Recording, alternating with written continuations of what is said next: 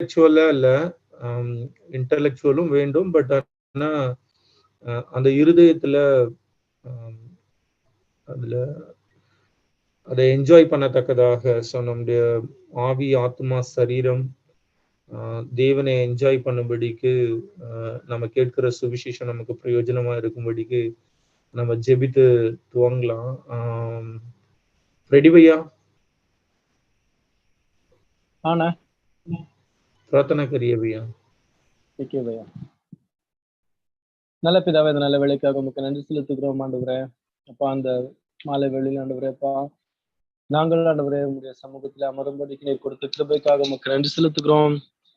இந்த நாளில் ஆண்டவரே, நீர் எங்களுக்கு ஆண்டவரே கிருபையாக கொடுத்திருக்கிற ஆண்டவர் இந்த ரெஃபர்மேஷன் பைபிள் ஸ்டடிக்காக உங்களுடைய சமூகத்தில் வருகிறோம். அப்பா, இந்த நாளிலும் கூட ஆண்டவர் நீர் எங்களோடு ஆண்டவரே அப்பா இடைப்பட வேண்டுமா ஜெபிக்கிறோம் சுவாமி. கடந்த வாரத்துல நாங்க பார்த்தபடி ஆண்டவருடைய நீதியை குறித்து பார்த்தோம் ஆண்டவரே.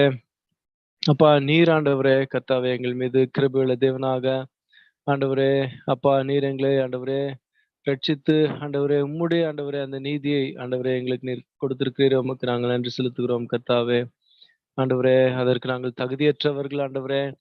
அப்பா அப்பா, அந்த நீதியை நாங்கள் பெற்றுக்கொள்வதற்கு தகுதியற்றவர்கள் ராஜா. ஆண்டவரே அப்பா, உம்முடைய நீதியை நாங்கள் பார்க்கும் பொழுது அது ஆண்டவரே ஆண்டவர் எவ்வளவு ஆண்டவரே பெரியவைகளாக இருக்கிறது ராஜா. ஆண்டவரே, நாங்களும் அநீதர்கள் ஆண்டவர், ஆனாலும் நீர் எங்களையும் ஆண்டவரே நேசிக்கிறபடினால நமக்கு ஸ்தோத்திரம் ராஜா. இந்த நாளில் ஆண்டவரே நீர் எங்களோடு நீர் பேச வேண்டுமா கெஞ்சுகிறோம் ஆண்டவரே. உம்முடைய வார்த்தையில ஆண்டவரே உம்முடைய மகிமையை நாங்கள் பார்க்கும்படிக்கு ஆண்டவர் உண்மை காணும்படிக்கு இந்த வேளையில் எங்களை கண்களை திறந்தருளுவீராக ராஜா. ஆண்டவரே, இந்த சுவிசேஷத்தை நாங்க என்ஜாய் பண்ணும்படிக்கு இந்த வேளையில எங்களுக்கு நீங்க கிருபை பாராட்டுங்க ஆண்டவரே. உண்மையிலே நாங்கள் களி கூறும்படிக்கு நீங்க இந்த வேளையில கிருபை பாராட்டுங்க ராஜா. எங்களுடைய ஆண்டவரே பலவீனங்கள், எங்களுடைய ஆண்டவரே இயலாமை அநேகம் உண்டு கர்த்தாவே. அவைகளின் மத்தியில் ஆண்டவர் உம்முடைய கிருபை நாங்கள் இந்த வேளையில உணரும்படிக்கு ஆண்டவரே அப்பா நீர் எங்களுக்கு கிருபை பாராட்ட வேண்டுமா ஜெபிக்கிறோம். நடத்துகிற அங்களோடு உம்முடைய கிருபையின் கரம் இருக்கட்டும். ஆவியானவர் ஆண்டவரே, நாங்க தனித்தனியான இடங்களில் இருந்தாலும் ஆண்டவரே நீர் ஆண்டவரே எங்களை ஒருமனப்படுத்தி ஆண்டவரே நாங்கள் இந்த சத்தியத்திலே வளரும்படிக்கு எங்களுக்கு நீர் கிருபை பாராட்ட வேண்டுமா ஜெபிக்கிறோம். ஆசீர்வாதம் பலப்படுத்தும் நீர் இயேசு கிறிஸ்துவின் மூலம் வேண்டிக்கிறோம் ஜெப பிதாவே, ஆமென். Thanks daddy. ஓகே, இந்த வழியிலும் தம்பி முத்து ஒரு பாடல் பாடி நம்மளை தேவனுடைய அந்த ஆராதிக்கிற பாடல் மூலமாக தேவனை ஆராதிக்க உதவி செய்வாங்க. முத்து, ஓட்டு முத்து.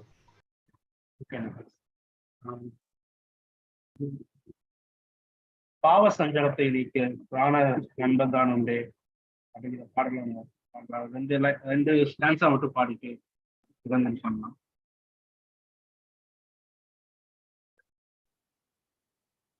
பாவ சஞ்சலத்தை நீக்க பிராண நண்பன் தான் உண்டே, பாவ பாரம் தீர்ந்து போக மீட்பர் பாதம் தஞ்சமே, சால துக்க துன்பத்தானே நெஞ்சம் வந்து சோருங்கா, துன்பம் இன்பமாக மாறும் ஊக்கமான ஜெபத்தா, சால துக்க துன்பத்தால் நெஞ்சம் வந்து சோருங்கா, துன்பம் இன்பமாக மாறும் ஊக்கமான ஜெபத்தா, கஷ்ட நஷ்டம் உண்டானாலும் இயேசுவண்டை சேருவோம், மோச நாசம் நேரிட்டாலும் ஜெபதூபம் காட்டுவோம், நீக்குவாரே நெஞ்சின் நோவை பலவீனம் தாங்குவார், நீக்குவாரே மனசோர்வை தீய குணம் மாற்றுவார், நீக்குவாரே நெஞ்சின் நோவை பலவீனம் தாங்குவார் நீக்குவாரே மனசுவை தீய குணம் மாற்றுவார் பலவீனமான போதும் கீழுபாசனம் உண்டே பந்து ஜனம் சாகும் போதும் உங்களிடம் இதுவே ஒப்பில்லாத பிராணனேசா உம்மை நம்பி நேசிப்போ அளவற்ற அருள்நாதா உம்மை நோக்கி கெஞ்சுவோம் ஒப்பில்லாத பிராணனேசா உம்மை நம்பி நேசிப்போம் அளவற்ற அருள்நாதா உம்மை நோக்கி கெஞ்சுவோம்.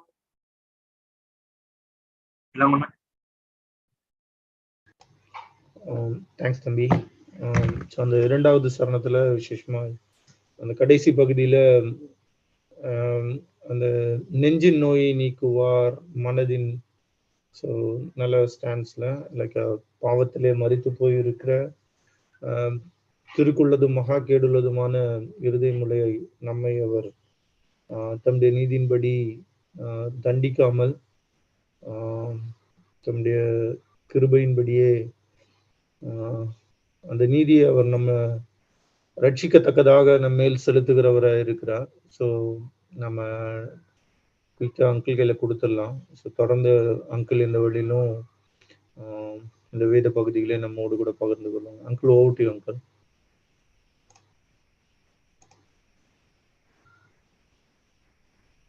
ஓகே, ஒரே ஒரு ரெக்வெஸ்ட், எல்லாருமே கொஞ்சம் வீடியோ ஆன் பண்ணிக்கிட்டீங்கன்னா பெட்டரா இருக்கும். Yeah okay.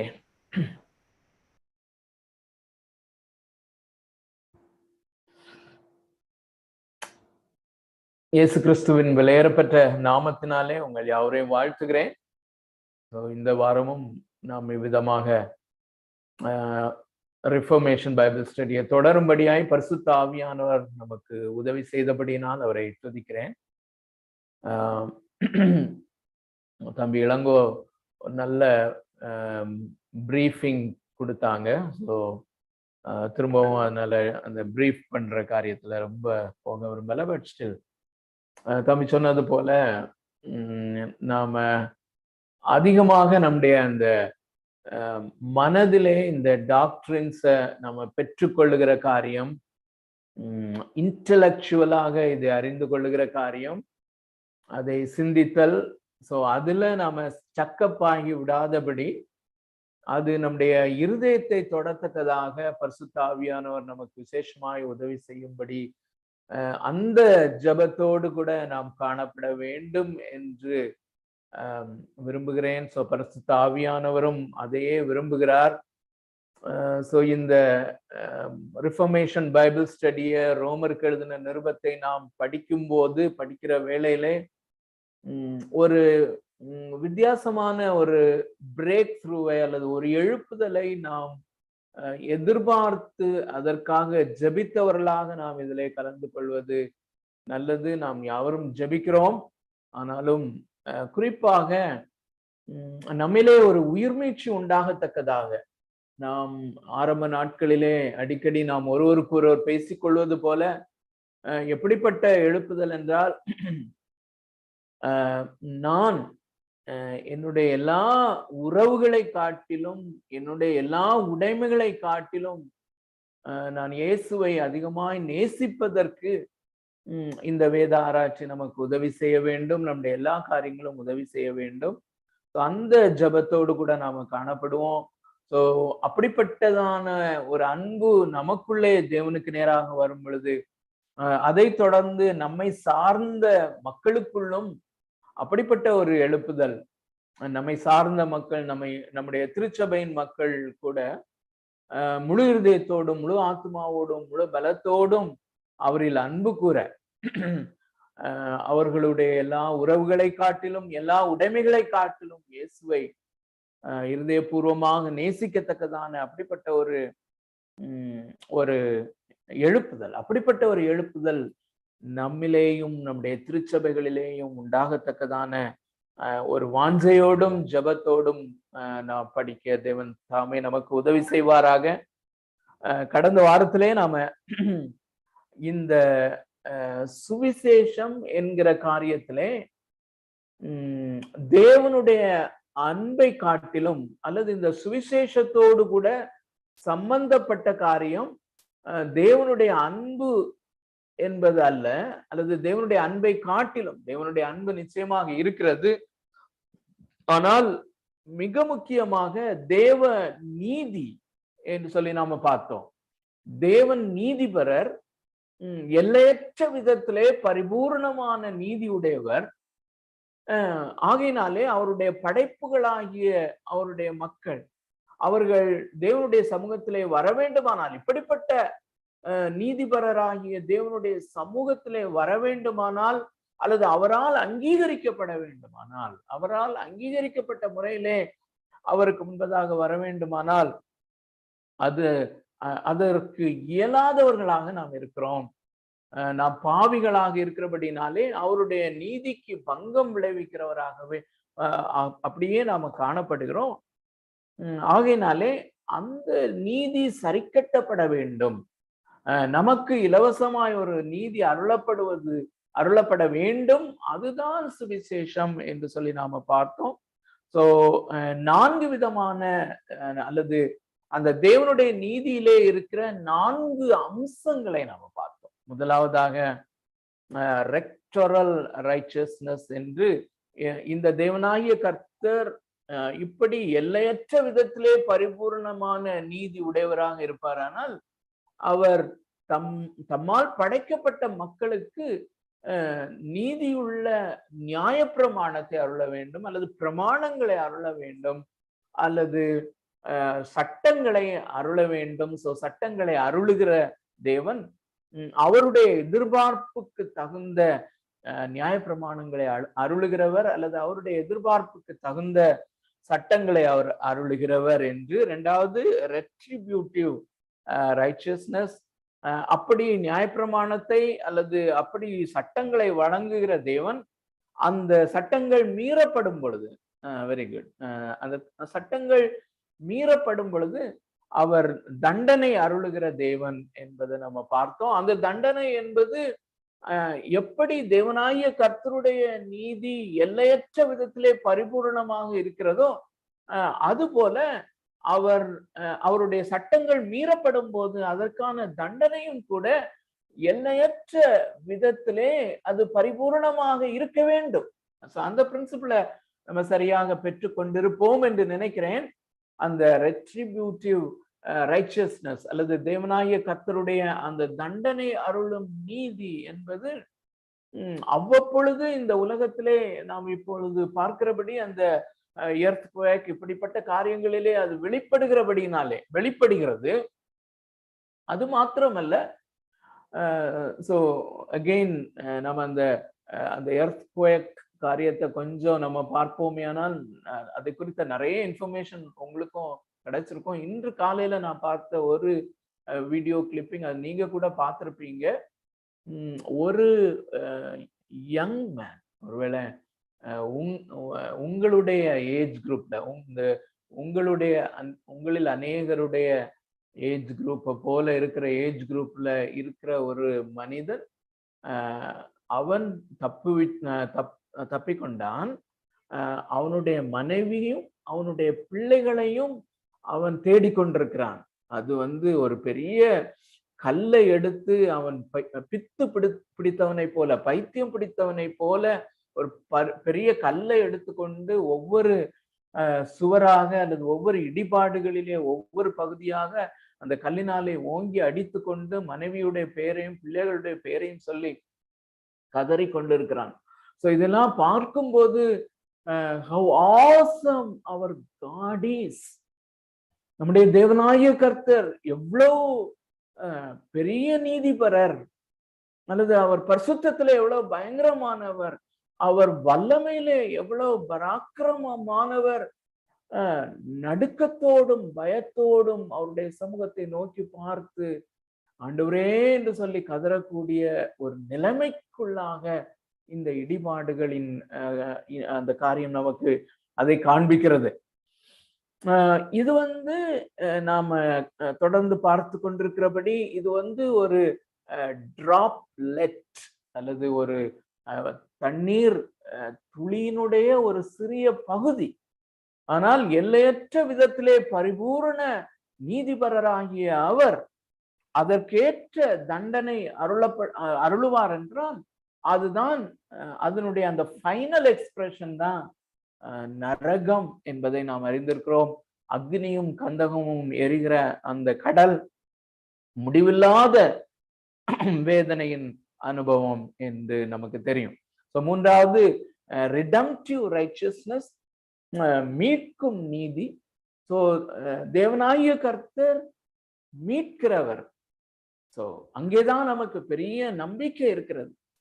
அவர் அவருடைய நீதிக்கு ஏற்ற விதத்திலே சட்டங்களை அருளுகிறவர் மாத்திரமல்ல, அவருடைய நீதிக்கு ஏற்றபடி in proportion to his righteousness அவர் தண்டனை அருளுகிறவர் மாத்திரமல்ல, in proportion to his righteousness அவர் நம்மை மீட்கிற தேவன்.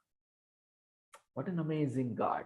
ஆனால் நாம் அதிலே மிக முக்கியமாக அறிந்து கொள்ள வேண்டிய காரியம், அவர் அப்படியே பாவங்களை மூடி போடுகிறது போல மூடி போட்டு நீதியை மீட்கும் காரியத்தை அவர் செய்ய முடியாது.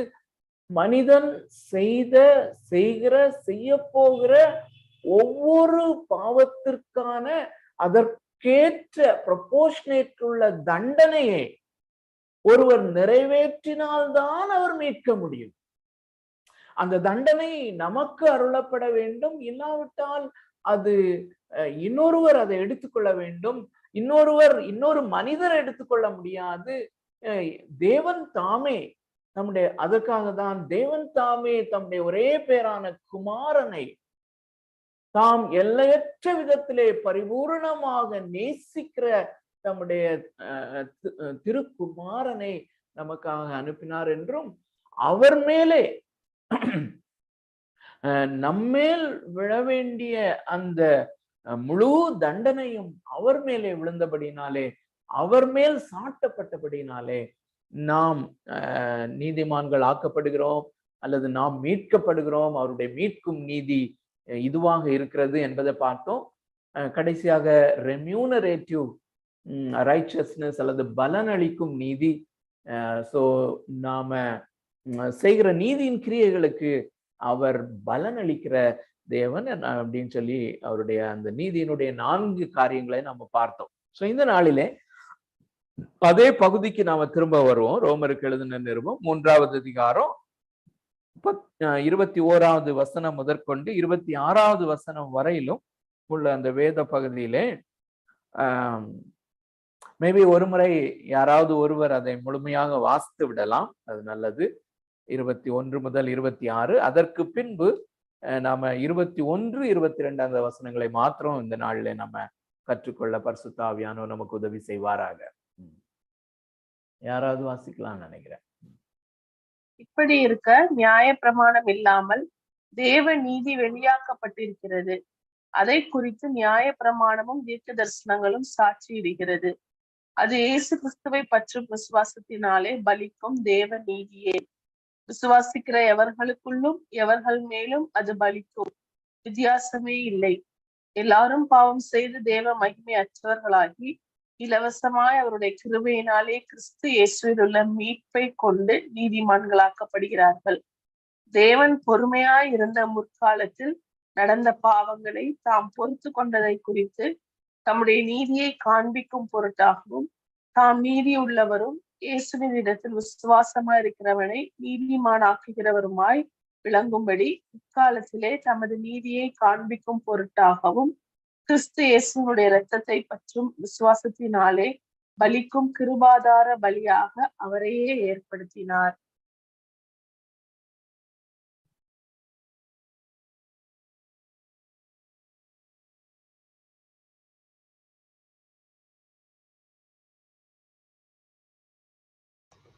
அங்கிள் மியூட்ல இருக்கீங்க அங்கிள்.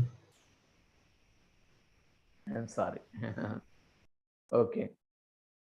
ஸோ இந்த ரோமருக்கு எழுதின நிருபம் நாம் ரட்சிக்கப்படுகிற சுவிசேஷம் என்பதை நாம் நன்றாக அறிந்திருக்கிறோம். இந்த சுவிசேஷத்திலே தேவ பலன் இருக்கிறது என்பதை நாம் ஏற்கனவே 1வது அதிகாரத்துல நம்ம பார்த்தோம். ஸோ இந்த 1வது அதிகாரம் 18வது வசனத்திலிருந்து 1வது அதிகாரம் 18வது வசனத்திலிருந்து 3வது அதிகாரம் 20வது வசனம் வரையிலும் மனிதனுடைய அந்த மிகவும் பரிதாபகரமான நிலைமையை நாம பார்க்கிறோம். மிக முக்கியமாக தேவனாகிய கர்த்தருடைய எல்லையற்ற பரிபூரணமான அந்த நியாய தீர்ப்பு மனிதன் மேல் எப்படி அந்த உக்ர கோபாக்கினையாக, தேவனுடைய உக்ர கோபாக்கினையின் தண்டனையாக அவன் மேல் இருக்கிறது என்பதை மிகவும் அழகாக படம் பிடித்து காண்பிக்கிறத நம்ம பார்த்தோம், கற்றுக்கொண்டோம். யூதனானாலும் கிரேக்கரானாலும் அல்லது யூதனும் புறஜாதியான் என்று சொல்லப்படுகிறவர்களும் ஆகிய உலகத்திலே எல்லா தலைமுறைகளிலும் வாழக்கூடிய எல்லா மனிதரும் பாவத்திலே இருக்கிறார்கள் என்றும் அது நிமித்தமாக எல்லாரும் அந்த தேவ கோபாக்கினைக்கு உட்பட்டவர்களாக இருக்கிறார்கள் என்பதையும் மிகவும் அழகாக படம் பிடித்து காண்பித்து படிப்படியாக அதை அப்போஸ்தலனாகிய பவுல் விளக்கி கொண்டு வந்ததை தான் நாம பார்த்தோம். சோ இப்படிப்பட்ட நிலைமையில அந்த 20வது வசனத்திலே நாம முடிக்கும் பொழுது தேவனாகிய கர்த்தர் ஒரு மகா பெரிய அந்த சிங்காசனத்திலே வீற்றிருக்கிறவராக, அவருக்கு முன்பதாக மனிதன் முகங்குப்புற விழுந்து கிடக்கிற ஒரு நம்பிக்கையற்ற நிலைமையிலே கொண்டு வந்து விடுகிறதை நாம் பார்க்கிறோம். அதற்கு அப்புறமாக இந்த இடத்தில்தான் அல்லது இந்த வேத பகுதியில்தான் அந்த நற்செய்தி என்பது தொடங்குகிறது. அல்லது ஆகையினாலே இதைதான் ஒரு கிளைமேட்டிக் பேசேஜாக அல்லது ஒரு மிக முக்கியமான ஒரு பேசேஜாக நம்ம கருதுகிறோம். இன்னொரு காரியத்தையும் நாம் அடிக்கடி சொல்லிக் கொண்டிருக்கிறோம். புற மதங்கள் எல்லாவற்றையும் கிறிஸ்தவத்திலிருந்து பிரிக்கிற ஒரு வேத பகுதி தான் இது என்பதை நாம் அறிந்திருக்கிறோம். அருமையானவர்களே, திரும்பவும் அதை ரியலைஸ் பண்ண பரிசுத்த ஆவியானவர் நமக்கு உதவி செய்வாராக. எல்லா மதங்களும் என்ன போதிக்கின்றன அல்லது எல்லா மதங்களினுடைய அடிப்படையான கோட்பாடு என்ன? கடவுளை மனிதன் அடைய வேண்டுமானால் மனிதன் நற்கிரியைகளை செய்ய வேண்டும் அல்லது அவருக்கு பிரியமான காரியங்களை செய்ய வேண்டும்.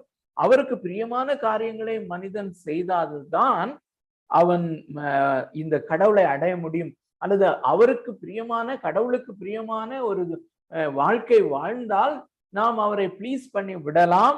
அவருக்கு பிரியமாய் அவருடைய சமூகத்திலே அல்லது கடவுளால் அங்கீகரிக்கப்பட்டவர்களாக நாம் மாற முடியும் அப்படிங்கிறது எல்லா மதங்களும் போதிக்கிற ஒரு காரியம். ஆனால் இந்த கிறிஸ்தவம் அல்லது இந்த வேதம் காட்டும் வழி முற்றிலும் மாறானதாக இந்த பகுதியிலே அது அங்கமாக மிகவும் தெளிவாக விவரிக்கப்பட்டிருக்கிறதை நாம் அறிந்திருக்கிறோம். ஸோ அவ்விதமான விதத்திலே இது ஒரு வித்தியாசமான ஒரு பேசேஜாக இருக்கிறது. ஸோ இந்த நாளிலே இந்த 2 வசனங்கள் 21வது வசனமும் 22வது வசனமும் அதிலே மிக முக்கியமான குறிப்பு என்னவென்றால் நியாயப்பிரமாணமும் தீர்க்க தரிசனங்களும் நியாயப்பிரமாணமும் தீர்க்க தரிசனங்களும் சாட்சியிடுகிறது. எதை சாட்சியிடுகிறது என்றால் தேவ நீதியை வெளிப்படுத்துகிறது, தேவ நீதியை காண்பிக்கிறது. திரும்பவும் கடந்த வாரத்துல நம்ம இந்த முழு பேசேஜ்ல தேவ நீதி, நீதி, நீதிமான் அப்படிங்கிற வார்த்தைகளை நம்ம எண்ணினோம். எத்தனை ஞாபகம் இருக்குதா? 9 அங்கிள். 9. ஓகே. சோ அதுல நம்ம இந்த ப்ரோனவுன்ஸ், அதாவது தேவ நீதி அல்லது நீதி அப்படிங்கிறதுக்கு ஒரு பிரதிபெயர் சொல் அப்படின்னு சொல்லி தமிழ்ல சொல்லுவாங்க. பிரதிபெயர் சொல் அப்படின்னா ப்ரோனவுன். நவுன்னா பெயரை சொல்லுதல், அதுக்கு பிறகு ஹி, ஷி, அது அப்படின்னு வர்றது ப்ரோனவுன். ஆக்சுவலா அதை விட்டுட்டோம்னு நினைக்கிறேன். விட்டுட்டோமா இல்லாட்ட அதுவும் கவுண்ட் பண்ணணுமான்னு தெரியல. ஏன்னா இந்த 21வது வசனம் 22வது வசனம் இந்த 2 வசனத்துல மாத்திரம் அந்த தேவ நீதி எத்தனை வருதுன்னு சொல்லி கொஞ்சம் பார்க்கலாமா? ப்ரோனவுன்ஸையும் சேர்த்து அந்த அது அப்படின்னு சொல்லி வரோம்ல, அதுவுமே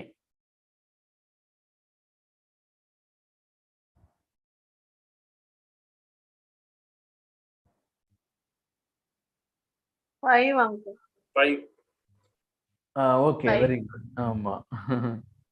சோ இந்த 2 வசனத்தில் மாத்திரம் அந்த நீதி, தேவ நீதி அப்படிங்கிற காரியம் 5 முறை வருகிறது. ஸோ அகெயின் இந்த காரியமும் நமக்கு நிரூபணப்படுத்துகிறது இந்த தேவ நீதி என்பது எவ்வளவு முக்கியமான காரியம். ஸோ நம்ம ரட்சிக்கப்பட்டோம் என்று சொல்லும் போது தேவ நீதி சம்பந்தமான ஒரு காரியம்தான் அங்கே சரி கட்டப்பட்டிருக்கிறது. அந்த தேவ நீதி நம்முடைய ரட்சிப்புக்கு மிக மிக நெருக்கமான ஒரு சத்தியம் என்பதை நம்ம மீண்டும் ரியலைஸ் பண்ண பரிசுத்த ஆவியானவர் நமக்கு உதவி செய்வாராக. சோ இந்த தேவநீதி நியாயப்பிரமாணம் இல்லாமல் இந்த தேவநீதி வெளியாக்கப்பட்டிருக்கிறது. இதை குறித்து நியாயப்பிரமாணமும் தீர்க்க தரிசனங்களும் சாட்சியிடுகிறது. சோ அருமையானவர்களே, இந்த நியாயப்பிரமாணமும் இந்த தீர்க்க தரிசனங்களும் என்கிற அந்த ஃப்ரேஸ் அது மிக முக்கியமானது. சோ இந்த ஃப்ரேஸ் நியாயப்பிரமாணமும் தீர்க்க தரிசனங்களும் என்பதை ஒரு ஃப்ரேஸாக நீங்க அந்த போர்டுல பாத்தீங்கன்னா அந்த போர்டு தெரியுதா? என்னுடைய இதுல வேற ஏதோ தெரியுது. ஓகே. சோ நியாயப்பிரமாணமும் தீர்க்க தரிசனங்களும் அப்படிங்கிறத அதுல ரவுண்ட் பண்ணியிருக்கேன். ஸோ மார்க் பண்ணியிருக்கேன். ஸோ இந்த நியாயப்பிரமாணமும் தீர்க்க தரிசனங்களும் என்பது தேவனுடைய வசனத்தை குறிக்கிறது அல்லது வேதாகமத்தை குறிக்கிறது. அது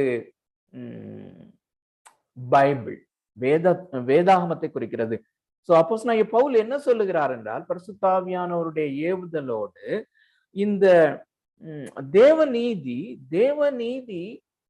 நியாயப்பிரமாணத்தை கைக்கொள்வதனால் வராத தேவநீதி. நியாயப்பிரமாணங்களை கைக்கொள்வதனால் அல்ல, அதற்கு அப்பாற்பட்ட விதத்திலே ஒரு தேவநீதி வெளியாக்கப்பட்டிருக்கிறது. அந்த தேவநீதி பைபிள்ல, வேதாகமத்திலே, ஸ்கிரிப்சர்ல, மிக குறிப்பாக பழைய ஏற்பாடு முழுவதும் அதுதான் நிரம்பி இருக்கிறது அப்படின்னு சொல்லுகிறார்.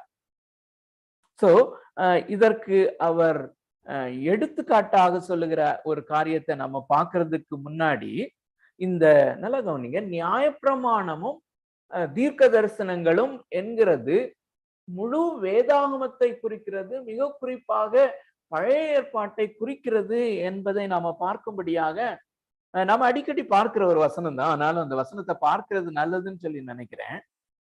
சோ இயேசு கிறிஸ்து தாமே சொல்லுகிற ஒரு காரியம், இந்த லூக்கா எழுதின சுவிசேஷம், அதற்கு முன்னாடி ரோமருக்கு எழுதின நிருபம், இதே ரோமருக்கு எழுதின நிருபம் 1வது அதிகாரம் 4வது வசனத்தை நம்ம யாராவது வாசிக்கலாம். அதிலே இந்த முழு வேதாகமத்தினுடைய சாராம்சம் என்ன அல்லது தீர்க்க தரிசனங்கள் இந்த இயேசு கிறிஸ்துவை பறைசாற்றுகிறது என்கிற அந்த காரியத்தை நம்ம ஏற்கனவே கற்றிருக்கிறோம். ஆனாலும் கூட அதை நம்ம படிக்கலாம்.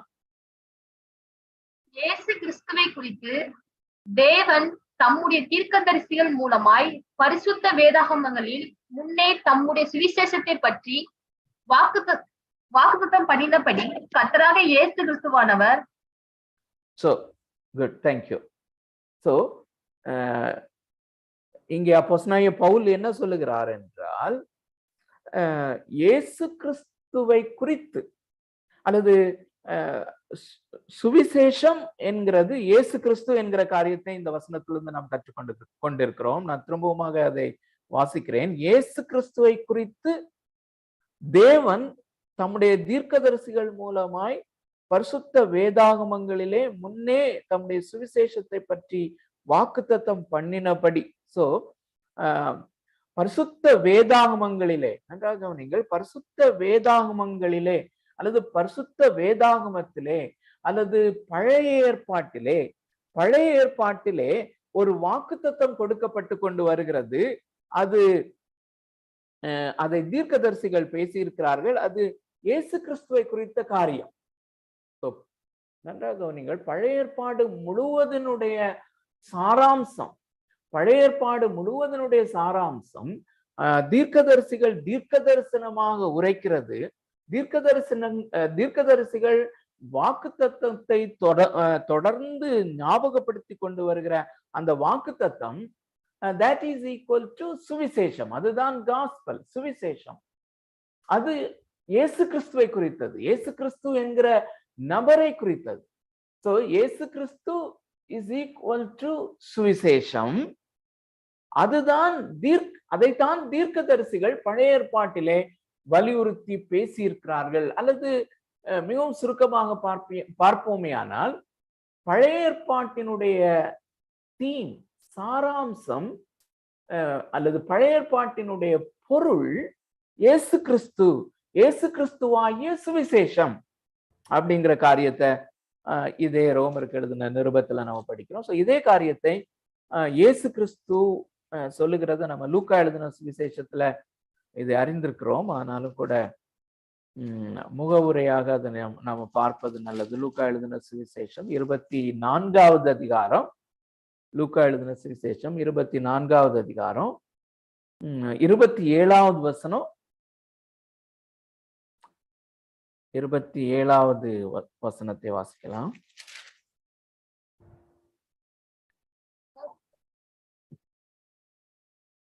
மோசே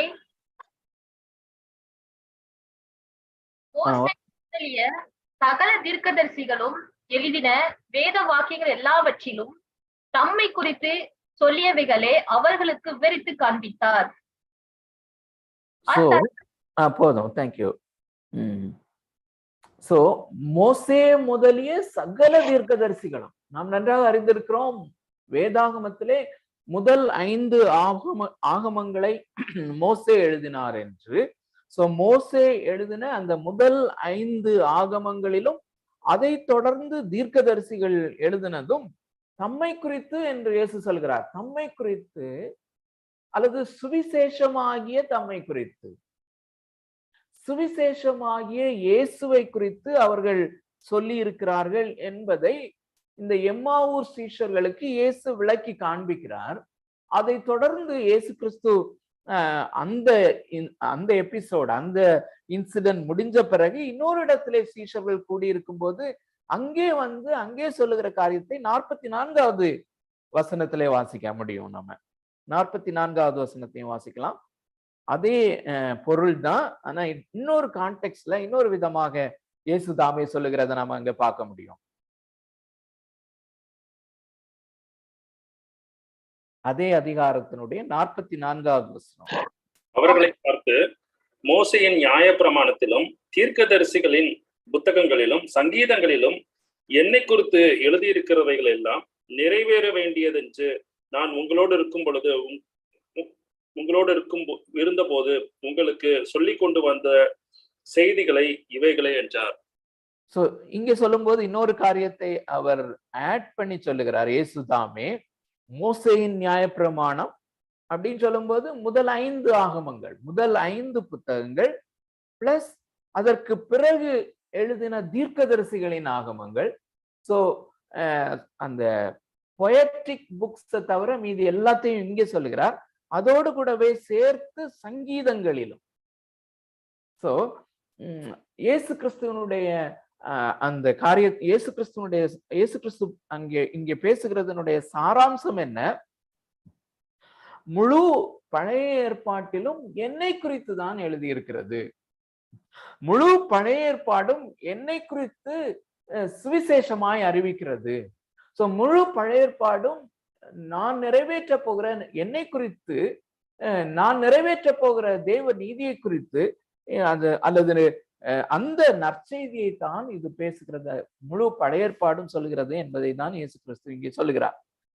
இப்போ நம்முடைய பிரச்சனை என்னவென்றால், இப்பொழுது நம்ம திரும்ப நம்முடைய டெக்ஸ்டுக்கு வருவோம். ரோமருக்கு எழுதின நிருபம் 3வது அதிகாரத்திலே அப்போஸ்தலனாகிய பவுல் சொல்லுகிறார், நியாயப்பிரமாணமும் தீர்க்க தரிசனங்களும் அல்லது முழு பழைய ஏற்பாடும் இந்த தேவ நீதியை குறித்து பேசுகிறது, அல்லது மனிதர்களுக்கு தேவன் மூலமாக வழங்கப்படுகிற அந்த இலவசமான தேவ நீதியை குறித்து தான் இந்த முழு பழைய ஏற்பாடும் சொல்லுகிறது என்று சொல்லுகிறார்.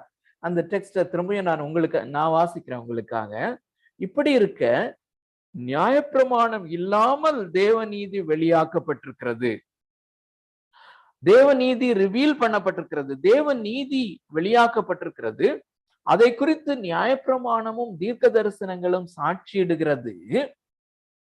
சோ அது அடுத்த வசனம், அந்த தேவ நீதி நியாயப்பிரமாணத்திலும் தீர்க்க தரிசனங்களிலும் சாட்சியிடுகிற, நியாயப்பிரமாணமும் தீர்க்க தரிசனங்களும் சாட்சியிடுகிற தேவ நீதி இயேசு கிறிஸ்துவை பற்றும் விசுவாசத்தினாலே பலிக்கும் தேவ நீதியே என்று சொல்லுகிறார். சோ இங்கே அப்போஸ்தலனாகிய பவுல் என்ன சொல்லுகிறார் என்றால், முழு பழைய ஏற்பாடும் எதை குறித்து சாட்சி கொடுக்கிறது, அல்லது முழு பழைய ஏற்பாடும் எதை குறித்து நிரூபணப்படுத்துகிறது, அல்லது முழு பழைய ஏற்பாடும் எதை குறித்து போதிக்கிறது என்றால், தேவன் வழங்கும் அந்த இலவசமான தேவ நீதியை குறித்து சொல்லுகிறது. அல்லது இந்த முழு பழைய ஏற்பாடும் இயேசு கிறிஸ்துவனுடைய நீதியை குறித்து சொல்லுகிறது. இயேசு கிறிஸ்துவனுடைய நீதி மனிதர்களுக்கு இலவசமாய் வழங்கப்படுவதை குறித்து தான் பழைய ஏற்பாடு சொல்லுகிறது என்று சொல்லுகிறார். இது கொஞ்சம் விசித்திரமான ஒரு காரியமாக தான் இருக்கிறோம். ஒருவேளை நாம இந்த ரோமருக்கு எழுதின நிருபத்தை அதிக நாளாக படித்து கொண்டிருக்கிறபடினாலே நமக்கு இது ஓரளவுக்கு நன்றாக புரியும். ஆனால் புதிதாக படிக்கிறவர்களுக்கு இது ஒரு ஆச்சரியமான காரியமாக இருக்கும். என்ன சொல்லுகிறார் என்றால், பழைய ஏற்பாடு முழுவதிலும் நீதிமான் என்று பிரகடனப்படுத்தப்பட்டவர்கள் அல்லது கடவுளால் அங்கீகாரம் பெற்ற மக்கள் எல்லாருமே இந்த விசுவாசத்தினால் வருகிற இயேசு கிறிஸ்துவின் நீதியை தான் பெற்றார்கள் என்று சொல்லுகிறார். அதற்கு ஒரு நல்ல எக்ஸாம்பிளாக இதே ரோமருக்கு எழுதின நிருபத்துல நம்ம இனிமே கற்றுக்கொள்ள போகிற பேசேஜ் அது. ஆனாலும் இந்த கான்டெக்ட்ல அதை கொஞ்சம் நம்ம பார்ப்போம். 4வது அதிகாரத்துக்கு நம்ம வருவோம். 4வது அதிகாரம் 2வது வசனத்துல இருந்து 8வது வசனம் வரையிலும், முதலாவதாக 2வது வசனத்துல இருந்து 5 வரைக்கும் படிக்கலாம். 2வது வசனத்துல இருந்து 5 வரைக்கும் நம்ம படிக்கலாம். ஆபிரகாம் கிரியைகளினாலே நீதிமானாக்கப்பட்ட நாட்டில் மேன்மை பாராட்ட அவனுக்கு ஏது உண்டு? ஆகிலும் தேவனுக்கு முன்பாக மேன்மை பாராட்ட ஏதுவில்லை. வேத வாக்கியம் என்ன சொல்லுகிறது? ஆபிரகாம் தேவனை விசுவாசித்தான், அது அவனுக்கு நீதியாக எண்ணப்பட்டது என்று சொல்லுகிறது. கிரியை செய்கிறவனுக்கு வருகிற கூலி கிருபை என்று எண்ணப்படாமல் கடன் என்று எண்ணப்படும். ஓகே, அருமையானவர்களே, இந்த இடத்துல ஆபிரகாம் விசுவாசத்தினாலே நீதிமானாக்கப்பட்டான். அதனால கவனிங்க, ஆபிரகாம் என்ற உடனே, ஆபிரகாம் என்று சொன்ன உடனே நமக்கு ஞாபகத்துக்கு வருகிற காரியம், ஆபிரகாம் முதல் முறையாக ஆபிரகாமை தேவன் அழைத்து, நீ உன் வீட்டையும் நீ உன் இனத்தையும் நீ உன் தேசத்தையும் விட்டு நான் உனக்கு காண்பிக்கும் தேசத்துக்கு போ என்று சொல்லும் போது அவன் கீழ்ப்படிந்தான் என்பதுதான் முதலாவது நமக்கு நிச்சயமா ஆபிரகாமை குறித்து ஞாபகம் வரும். அதை தொடர்ந்து ஆபிரகாமோடு கூட தேவன் உடன்படிக்கை பண்ணினார், விருத்த சேதனம் பண்ணும்படியாக தேவன் கட்டளையிட்டார். அதை தேவன் கட்டளையிட்டபடியே அவன் செய்து நிறைவேற்றினான். அதற்கு பிறகு தேவன் வாக்குத்தத்தங்களை கொடுத்து கொண்டே இருக்கிறார். அதை தொடர்ந்து 100வது வயதிலே அவனுக்கு ஒரு ஒரு ஒரு பிள்ளையை கொடுக்கிறார். அந்த பிள்ளையை பால் மறக்க பண்ணும் போது அவனை மோரியா மலையிலே கொண்டு போய் எனக்காக பலி செலுத்து என்று கட்டளை கொடுக்கிறார். அந்த கட்டளையையும் அவன் பெயின்ஃபுல்லாக இருந்தாலும் அதை நிறைவேற்றுகிறான். சோ இப்படி நல்லா கவனிங்க, இப்படி கட்டளைகளை அல்லது தேவனுக்கு கீழ்ப்படுகிற ஒரு மனிதனாக இருந்தான் என்று அவனுடைய கீழ்ப்படிதலை அதிகமாக நாம பார்க்கிறோம். சோ இதைத்தான் நம்முடைய பிரசங்கங்களிலும் நாம் கேட்கிறோம். நாம படிக்கும் போதும் நல்லா கவனிங்க, நாம படிக்கும் போதும் ஜெனரலாவே இந்த ஆபிரகாமனுடைய கீழ்ப்படிதல் உள்ள வாழ்க்கை நமக்கு ரொம்ப இம்ப்ரெசிவாக இருக்கிறது. அதனால அவன் கீழ்ப்படிந்தபடியினாலே, அவன் கீழ்ப்படிதல் உள்ளவனாக வாழ்ந்தபடியினாலே அவன் நீதிமான் என்று பிரகடனப்படுத்தப்பட்டான் அல்லது தேவனால் அங்கீகாரம் பெற்றான் என்பது போல நாம் புரிந்து கொள்வோமே, ஆனால் அங்கே தவறு செய்கிறோம். நான் என்ன சொல்ல விளைகிறேன் என்றால், என்ன சொல்ல விரும்புகிறேன் என்றால், அந்த அந்த லைன் ரொம்ப தின்னா இருக்குது. எந்த லைன் தின்னா இருக்குதுன்னு சொன்னா, கீழ்ப்படிதலினாலே தேவனால் அங்கீகாரம் பெற்றானா, இல்லாவிட்டால் விசுவாசித்ததினாலே அங்கீகாரம் பெற்று கீழ்ப்படிந்தானா என்பது பழைய ஏற்பாட்டை படிக்கும் போது நமக்கு தெளிவாக தெரியாது. ஆனால் இங்கே ஆகையினாலே தான் பரிசுத்த ஆவியானவர் மிக நேர்த்தியாக புதிய ஏற்பாட்டிலே இங்கே கொண்டு வருகிறார். இன்னொரு காரியம் அருமையானவர்களே, நாம இந்த வேத போதனைகள் நமக்கு எவ்வளவு முக்கியம் அப்படிங்கிறது அதை ரியலைஸ் பண்ணும்படியாக ஒரு காரியத்தை, என்னுடைய ஆதங்கத்தை நான் உங்களோடு பகிர்ந்து கொள்கிறேன். வேதாகமும் மிகவும் பிளெயினாக ரொம்ப சிம்பிளா எழுதப்பட்டிருக்கிற ஒரு காரியம்தான். ரொம்ப சாதாரணமாக எழுதப்பட்டிருக்கிற ஒரு காரியம் தான். எல்லாரும் புரிந்து கொள்ளக்கூடிய விதத்திலே எழுதப்பட்டிருக்கிற ஒரு புஸ்தகம் தான். ஆனால் அப்படி அல்ல. ஆனால் புரிந்து கொள்ள கூடிய விதத்திலே கொஞ்சம் இருக்காது. ரொம்ப தெளிவாதான் இருக்கும், ஆனால் மிகவும் தெளிவாக இருக்காது. காரியங்களை நாம் புரிந்து கொண்டு, யாரோ ஒருவர் அல்லது திருச்சபையினுடைய நம்முடைய மூதாதையர்கள் நமக்கு அதை விளக்கி சொல்லாவிட்டால், அல்லது அந்த போதனை என்கிற ஒரு காரியம் இல்லாவிட்டால், அந்த போதனை என்கிற காரியம் நமக்கு கொஞ்சம் இருந்தால் நாம் அதை விளங்கிக் கொள்ள முடியும். இதுல பொதுவாக வேதாகமத்திலே புதிய ஏற்பாட்டிலேயும் பார்த்தீங்கன்னா, நீங்கள் இதை செய்யுங்கள், அன்பு கூறுங்கள், அந்நியரை உபசரியுங்கள், இப்படி அநேக கட்டளைகளை பார்க்கிறோம். சோ இந்த கட்டளைகளை எப்படி அந்த கட்டளைகளுக்கு கீழ்ப்படுகிற காரியம் எமர்ஜ் ஆகிறது என்பதை நாம் சரியாக புரிந்து கொள்ளாவிட்டால் மிகப்பெரிய தவறு செய்கிறவர்களாக இருப்போம். அந்த தவறை நீங்கள் திருச்சபையிலே நீங்க பார்க்க முடியும். சோ இங்கே அவர் சொல்லுகிற காரியம் என்னவென்றால், ஆபிரகாம் கிரியைகளினாலே நீதிமான் ஆக்கப்படவில்லை, அவன் விசுவாசத்தினாலே நீதிமான் என்று பிரகடனப்படுத்தப்பட்டு, அல்லது விசுவாசத்தினாலே அவன் தேவனிடத்திலே அங்கீகாரம் பெற்று, அந்த அங்கீகாரத்தின் பலனினாலே அவன் கீழ்ப்படிந்தான் அப்படிங்கிறத தான் நம்ம புரிந்து கொள்ள முடியும். இதுக்கு அடுத்த ஃபேஸ்ல நம்ம ஒரு சில வசனங்களை படிப்போம், அதுல இருந்து இன்னும் கிளியரா நம்ம பார்க்க முடியும். இந்த 4வது அதிகாரத்திலே 4வது வசனத்தை மாத்திரம் திரும்பியும் அதுல கொஞ்சம் கவனம் செலுத்த வேண்டும் என்று விரும்புகிறேன். நல்லா கவனிங்க, நல்லா பாருங்க. அத கிரியை செய்கிறவனுக்கு வருகிற கூலி கிருபை என்று எண்ணப்படாமல் அது கடன் என்று எண்ணப்படும். அருமையான தேவனுடைய பிள்ளைகளே, நாம ஒரு கம்பெனில வேலை பார்த்தோமானால், அல்லது ஒரு ஸ்கூல்ல நம்ம வேலை பார்த்தோமானால், ஒரு மாதம் 30 நாள் நம்ம வேலை செய்த உடனே அந்த வேலைக்கு ஏற்ற கூலி அல்லது சம்பளம் நமக்கு கொடுக்கப்பட வேண்டும். அது கொடுக்கப்படாவிட்டால் நம்ம கிளைம் பண்ண முடியும், அது கோர்ட்டுக்கு கூட நம்ம போக முடியும். சோ நம்முடைய கிரியைக்கு ஏற்ற பலன் சம்பளமாக கொடுக்கப்படுகிறது, அது கூலியாக கொடுக்கப்படுகிறது, அது நமக்கு தகுதி. அந்த சம்பளத்துக்கு நாம தகுதியானவர்களாக இருக்கிறோம். அந்த இன்னொரு வசனம் நமக்கு தெரியும், ரோமர் 6:23 என்று நினைக்கிறேன். பாவத்தினுடைய சம்பளம் மரணம்.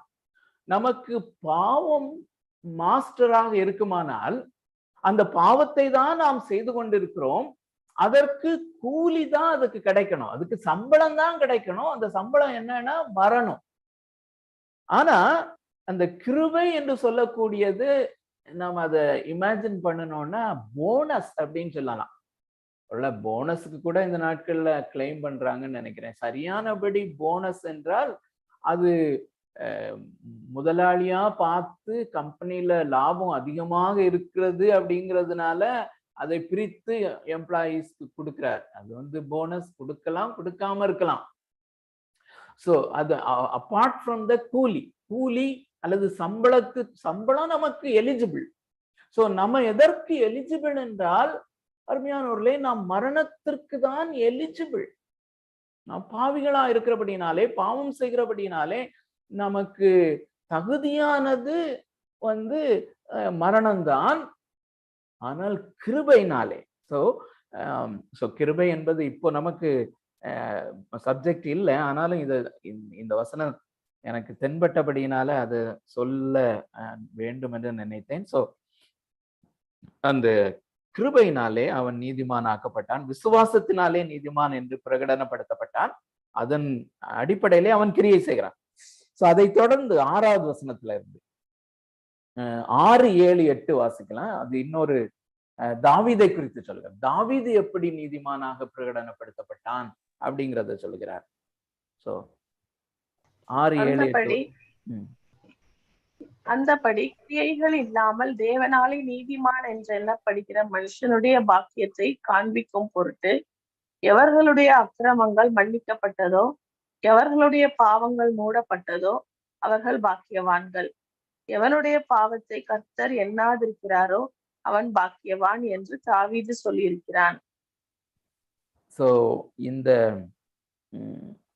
அநேக ஸ்காலர்ஸ் என்ன சொல்லுகிறார்கள் என்றால், இந்த தாவீது 51வது சங்கீதத்திலே செய்த அந்த ஜெபத்தையும் அதோடு கூட தொடர்புடைய, அதாவது 51வது சங்கீத 50வது சங்கீதத்திலே அவன் செய்த அந்த ஜெபத்தோடு சம்பந்தப்பட்ட ஒரு ஜெபம்தான் 42வது சங்கீதம் அப்படின்னு சொல்லி. ஸோ 50வது அந்த சங்கீதத்திலே அவன் டெஸ்பரேட்டா ஜெபிக்கிறதை நம்ம பார்க்கிறோம். இந்த 42வது சங்கீதத்திலே அவன் அந்த பாவ மன்னிப்பை பெறுகிறவனுடைய அந்த சந்தோஷம் அல்லது ஆசீர்வதிக்கப்பட்ட நிலைமையை அவன் சொல்லுகிறான். 6வது வசனத்துல அந்த ஒரு குறிப்பிட்ட சாரார் அல்லது ஒரு சிலருடைய பாவங்கள் மன்னிக்கப்படுகிறது, அந்த பாவங்கள் எண்ணப்படுவதில்லை. நல்லா பாருங்க 6வது வசனம், அந்த தேவனாலே நீதிமான் என்று எண்ணப்படுகிற, கவுண்டட் ஆஸ் ரைச்சியஸ், நீதிமான் என்று எண்ணப்படுகிற அல்லது நீதிமான் என்று எண்ணப்படுகிற மனுஷனுடைய பாக்கியம், அவனுடைய பிளஸட்னஸ், அவன் ஆசீர்வதிக்கப்பட்டவன். சோ தேவன் நீதிமான் என்று எண்ணுகிறார். அப்படிப்பட்டவர்கள் எப்படிப்பட்ட ஆசீர்வாதத்தை பெறுகிறார்கள் அல்லது எப்படிப்பட்ட ஆசீர்வாதமான நிலைமையிலே காணப்படுகிறார்கள்? 7வது வசனத்திலே அவர்களுடைய அக்கிரமங்கள் மன்னிக்கப்படுகிறது, அவர்களுடைய அக்கிரமங்கள் மன்னிக்கப்படுகிறது, அவர்களுடைய பாவங்கள் மூடப்படுகிறது, அவர்கள் பாக்கியவான்கள். எப்படி பாவம் மூடப்பட வேண்டும், எப்படி அக்கிரமம் மன்னிக்கப்பட வேண்டும், மன்னிக்கப்பட முடியும்? அருமையானவர்களே, பழைய ஏற்பாட்டிலும் தாவீது மன்னிக்கப்பட்டது அல்லது தாவீது பத்ஷேபாளோடு செய்த அந்த பாவம் மூடப்பட்டது. அந்த தாவீது பத்ஷேபாளோடு செய்த அந்த பாவம் எண்ணப்படாமல் போனது. எண்ணப்படாமல் போனது. அதற்கு மாறாக அவன் நீதிமான் என்று எண்ணப்படுகிறான் தேவனால். எப்படி? நம்முடைய குமாரனாகிய இயேசு கிறிஸ்து பாவியாக கருதப்பட்டார். அல்லது இந்த தாவீது பத்ஷேபாளோடு கூட செய்த அந்த பயங்கரமான விபச்சாரமும், அந்த பத்ஷேபாளுடைய கணவனை கொலை செய்த அந்த கொலையினுடைய தண்டனையும் வரப்போகிற நாட்களிலே தம்முடைய குமாரனாகிய கிறிஸ்துவிலே அந்த தண்டனைகள் முழுமையாக நிறைவேற்றப்படும் எந்த அடிப்படையிலே அவனுடைய பாவங்கள் அங்கே மூடப்படுகிறது, அவனுடைய அக்கிரமங்கள் அங்கே எண்ணப்படாமல் போகிறது. அவனுடைய அக்கிரமங்கள் கிறிஸ்துவின் மேலே எண்ணப்படுகிறது. கிறிஸ்துவனுடைய நீதி இவன் மேலே எண்ணப்படுகிறது, கருதப்படுகிறது. கிறிஸ்துவனுடைய நீதி இவனுக்கு உண்டானதாக தேவனால் கருதப்படுகிறது, எண்ணப்படுகிறது. அதுதான் இம்ப்யூட்டேஷன் அப்படின்னு சொல்லி டெக்னிக்கலா சொல்றாங்க. சோ தாவீதனுடைய பாவம் இங்கே கிறிஸ்துவின் மேலே இம்ப்யூட் பண்ணப்படுகிறது. கிறிஸ்துவனுடைய அந்த நீதி தாவீதுக்கு இம்ப்யூட் பண்ணப்படுகிறது. What an amazing thing. இதைத்தான் அருமையான தேவனுடைய பிள்ளைகளே நம்முடைய வாழ்க்கையிலும் நமக்கும் தேவன் செய்கிறார். சோ இப்போ இதன் அடிப்படையிலே இப்ப நாம வர வேண்டியது எங்கேன்னு சொன்னா எபிரேயருக்கு எழுதின நிருபம் 11வது அதிகாரம். எபிரேயருக்கு எழுதின நிருபம் 11வது அதிகாரம். இது நமக்கு மிகவும் நன்றாக தெரிந்த ஒரு வேத பகுதி தான். ஆனால் மிகவும் தெளிவாக ஒருவேளை புதிதானவர்களும் இதை மிகவும் உன்னிப்பாக கவனிக்க வேண்டும் என்று நான் விரும்புகிறேன். சோ மற்றவர்களுக்கு நிச்சயமாக தெரியும், ஆனாலும் இதை நாம் மிக மிக தெளிவாக்கி கொள்ள வேண்டியது மிகவும் அவசியம். அருமையான தேவனுடைய பிள்ளைகளே, இந்த 11வது அதிகாரம் விசுவாசத்தை குறித்து அல்லது விசுவாசத்தினாலே வாழ்ந்தவர்களை குறித்து என்பதை நாம் அறிந்திருக்கிறோம். இது இன்னொரு விதத்திலே சொன்னால் விசுவாசத்தினாலே நீதிமானாக பிரகடனப்படுத்தப்பட்டவர்களின் பட்டியல். அதை எப்படி சொல்ல முடியும் அப்படின்னா, அதற்கு நாம் தெளிவை பெற்றுக்கொள்ள வேண்டும். 10வது அதிகாரத்தினுடைய 38வது வசனம். 10வது அதிகாரம் விசுவாசத்தினாலே நீதிமான் பிழைப்பான், பின்வாங்கி போவான், ஆனால் அவன் மேல் என் ஆத்துமா பிரியமாயிராது என்கிறார். Good, thank you. சோ விசுவாசத்தினாலே நீதிமான் வாழ்வான் அல்லது விசுவாசத்தினாலே மனிதன் நீதிமானாக படுத்தப்படுவான். சோ விசுவாசத்தினால் நீதிமான் பிழைப்பான் அப்படிங்கிற அந்த பிரேஸ்ல விசுவாசத்தினாலே நீதிமானாக மனிதன் பிரகடனப்படுத்தப்படுவான் என்று நான் ஏன் சொல்லுகிறேன் என்றால், நமக்கு நன்றாக தெரியும் ரோமருக்கு எழுதின நிருபத்திலே அப்போஸ்தலனாகிய பவுல் இந்த வசனத்தை தான் கோட் பண்றார் இல்ல. ஆபகுக்கில காணப்படுகிற அந்த வசனம் விசுவாசத்தினால் நீதிமான் பிழைப்பான் என்று எழுதியிருக்கிறபடி அந்த சுவிசேஷத்திலே வெளிப்படுத்தப்பட்டிருக்கிற அந்த தேவநீதி விசுவாசத்தினாலே விசுவாசத்திற்கென்று from faith to faith அப்படிங்கிற அந்த விசுவாசத்தினாலே நீதிமான் பிழைப்பான் என்கிற அந்த பிரேஸ அப்போஸ்தலனாகிய பவுல் ரோமருக்கு எழுதின நிருபத்திலே கொண்டு வருகிறதை நாம் அறிந்திருக்கிறோம். சோ விசுவாசத்தினாலே நீதிமானாக பிரகடனப்படுத்தப்படுகிற அந்த காரியத்தை விளக்குவதற்காக தான் அவர் அந்த பிரேஸ் அங்க கொண்டு வரார்.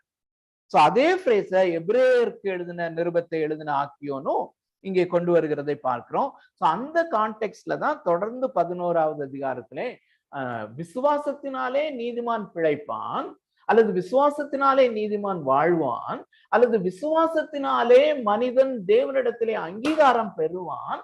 அந்த விசுவாசம் என்ன அப்படிங்கிறத 11வது அதிகாரத்திலே அவர் விளக்குகிறார். சோ 1வது வசனத்தையும் 1வது வசனத்திலிருந்து 3வது வசனம் வரையிலையும் விட்டுறலாம். அது மிக முக்கியமான போர்ஷன் தான். அது விசுவாசத்தினுடைய டெஃபினிஷன். இப்ப நம்ம விட்டுறலாம். 4வது வசனத்தில இருந்து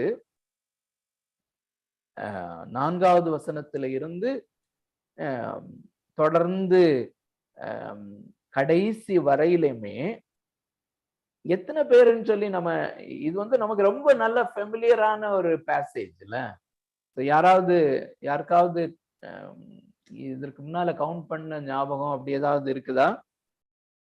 எவ்வளவு பேரை மென்ஷன் பண்றாருன்னு சொல்லி?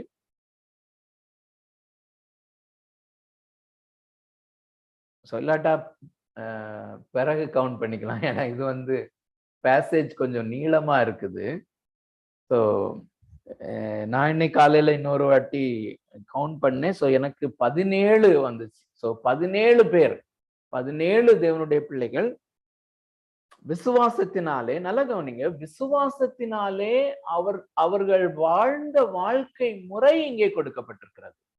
விசுவாசத்தினாலே இப்படியெல்லாம் வாழ்ந்தார்கள், அல்லது விசுவாசத்தினாலே இப்படியெல்லாம் தேவனுக்கு பிரியமாக வாழ்ந்தார்கள், அல்லது விசுவாசத்தினாலே இப்படியெல்லாம் தேவனுக்கு கீழ்ப்படிதல் உள்ள வாழ்க்கை வாழ்ந்தார்கள் அப்படின்னு சொல்லப்பட்டிருக்கிறது. ஆனால் இதுல நாம சேர்க்க வேண்டியது, அப்போ நல்ல கவனிங்க, இந்த காரியங்கள் உதாரணமாக ஆபேலை குறித்து எழுதி இருக்கிறது என்றால் அந்த வசனத்தை வாசிக்கலாமா? 4வது வசனம். விசுவாசத்தினாலே ஆபேல் காயினுடைய பலியிலும் மேன்மையான பலியை தேவனுக்கு செலுத்தினான், அதனாலே அவன் நீதிமான் என்று சாட்சி பெற்றான். அவனுடைய காணிக்கைகளை குறித்து தேவனே சாட்சி கொடுத்தார், அவன் மரித்தும் இன்னும் பேசுகிறான். சோ நல்ல கவனிங்க, இப்போ பொதுவாக காயின் ஆபேல் அந்த ஸ்டோரி வந்து ஆதியாகமம் 4வது அதிகாரத்திலே வாசித்த உடனேயே, ஒருவேளை நாம தனிப்பட்ட தியானத்திலே நாம் அதை படிக்கிறோம் என்றால், அல்லது ஒரு பிரசங்கத்துக்காக ஆயத்தம் செய்கிறோம் என்றால், அல்லது ஒரு பிரசங்கம் பிரசங்கிக்கப்படுகிறது என்றால், அந்த காயினுடைய பலியை காட்டிலும் ஆபேலுடைய பலி எப்படி விசேஷித்தது அப்படின்னு சொல்லி அதுலதான் கிடந்து ஆராய்ச்சி செஞ்சுட்டு இருப்போம். நல்ல கவனிங்க, இது வந்து ஒரு நம்முடைய மனது எப்படி இன்க்ளைண்டா இருக்குதுங்கிறத அதை காமிக்கிறது. மனிதனுடைய இருதயம் அல்லது மனிதனுடைய சிந்தனை எப்படி போகிறது என்றால், அந்த ஆபேலுடைய பலி எதனால ஆண்டவர் வந்து அதை விசேஷித்ததாக அங்கீகரித்தார் அப்படின்னா, அவன் வந்து ஆடுகள்ல இருந்து கொண்டு வந்தான், முதற் பலனை கொண்டு வந்தான், அவனும் முதற் பலன் தான் கொண்டு வந்தான். அருமையானவர்களே, அப்படி நம்ம அர்த்தம் கொள்ள நம்ம பார்க்கிறோம், முயற்சி செய்கிறோம். ஆனா இந்த பலிகளினுடைய மேன்மையினாலே அல்லது அந்த பலிகளினுடைய தன்மையினாலே, அதை நம்ம இன்னொரு விதத்திலே சொல்லுவோம், ஆனால் நம்முடைய ஆவிக்குரிய வாழ்க்கையின் தன்மையினாலே நாம் அங்கீகரிக்கப்படுவதில்லை. சோ ஆபேலும் காயினும் செய்தது ஒரு சாக்ரிஃபைஸ் அல்லது ஒரு ஸ்பிரிச்சுவல் வர்ஷிப், ஒரு ஆவிக்குரிய ஒரு ஆராதனை செய்யும்படியாதான் வராங்க. சோ நாம வேதம் வாசிக்கிற முறை, நான் வந்து ஒரு நாள்ல 5 அதிகாரம் படிக்கிறேன், 10 அதிகாரம் படிக்கிறேன், நான் 1 மணி நேரம் ஜெபிக்கிறேன், நான் ஒழுங்காக ஆராதனைக்கு செல்கிறேன், நான் மிஷனரி காணிக்கை கொடுக்கிறேன், மிஷனரி இன்வால்வ்மெண்ட் எனக்கு இருக்கிறது என்கிற காரியங்கள் எல்லாத்தையுமே இங்க நாம கொண்டு வரலாம். ஆபேல் அல்லது காயின் செலுத்துகிற காணிக்கையாக கொண்டு வரலாம். சோ அப்படிப்பட்ட அந்த காணிக்கைகள் எவ்வளவு சாக்ரிபிஷியலாக வெளிப்படையாக இருக்கிறது. ஒருவர் மிஷனரி பணித்தளத்திலே ஆலயம் கட்டும்படியாக 50 லட்சம் கொடுக்கிறார் அப்படின்னோடனே நமக்கு ரொம்ப ஆச்சரியமா இருக்குது. உண்மையிலே ஆச்சரியம்தான். ஆனால் அதை வைத்து தேவனால் அது அங்கீகரிக்கப்பட்ட காணிக்கை என்று சொல்ல முடியாது. சோ காயினுடைய ஆபேலுடைய காணிக்கை அங்கீகரிக்கப்பட்டதும் காயினுடைய காணிக்கை அங்கீகரிக்கப்படாமல் போனதும் அவர்களுடைய காணிக்கையினுடைய தன்மையை பொறுத்தல்ல, மாறாக ஒருவன் விசுவாசத்தினாலே அதை செலுத்தினான், ஒருவன் தேவனை விசுவாசிக்காதபடி செலுத்தினான். அவ்வளவுதான் டிஃபரன்ஸ். சோ இதை வந்து ஒரு சின்ன டயக்ராம் மாதிரி போட்டோம்னா, டயக்ராம் அல்ல, நான் எழுதுறது தெரியுதான்னு தெரியல. முதலாவது வருகிறது விசுவாசம். சாரி, விசுவாசத்துக்கு முன்பதாக தேவன்.